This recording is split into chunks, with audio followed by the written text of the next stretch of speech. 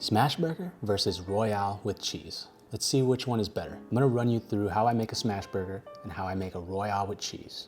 Royale with cheese. I'm gonna be grinding brisket with chuck, giving me about a 60-40 split. Whenever making hamburgers, I grind the meat myself just because I trust myself more when handling ground beef. Whenever you're gonna have ground beef rare, you have to be very careful when handling it. For smash patties, you tend to wanna go a little smaller, so I'm doing 4-ounce balls for my smash patties, leave them in a little ball, and then just set them aside. Now, for the Royale with cheese, it's called a Royale because it's a 1/4 pounder. So what I'm gonna do is a double pounder, an 8-ounce burger. The forming technique for a restaurant burger is a little different from a smash patty. See, what I do is I take these 2 fingers on this hand and this thumb here, I keep it on this indentation and I'm turning it while morphing it into this hand. I'm using this as like the rimmer to sort of make a cylindrical patty, if that makes sense. And there's our restaurant style patty. I've made a ton of these.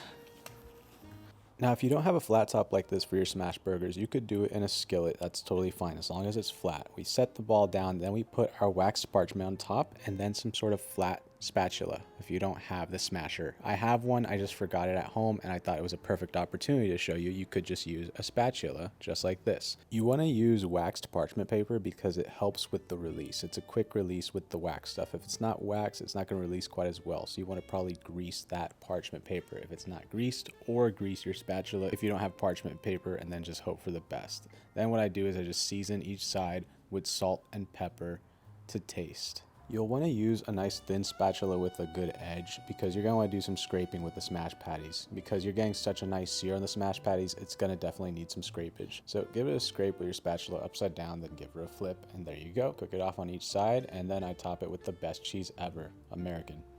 Some of that cheese on there. Look at that. American cheese, the best cheese. Now I've got all my smash patty supplies, brioche bun, smash patties with American cheese, and then I make a little sauce with some Dijon mustard, mayo, and then honey. Pinch of kosher salt, mix that up, and we have a sweet little honey Dijonnaise. Delicious. For smashers, I love iceberg lettuce sliced thin. It just reminds me of that perfect fast food burger. Put the sauce on the bottom bun, then some pickles, lettuce, patties, double of course, more sauce on the top bun, and there we go. We've got a smash burger. And there's our smash burger.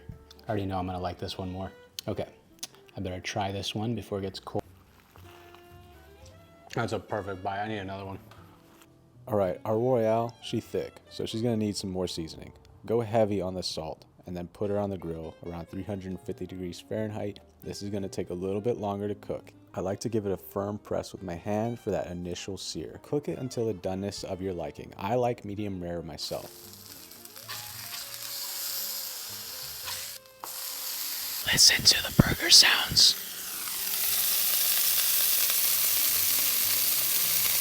Now for a thick grill like this, I'm gonna go ahead and do a nice thick slice of cheddar, put a bowl on top, let it steam out, and get all ooey gooey delicious. Just look at that, isn't that beautiful? Then I'm gonna do caramelized onions. I just cook the onions nice and slow until like this.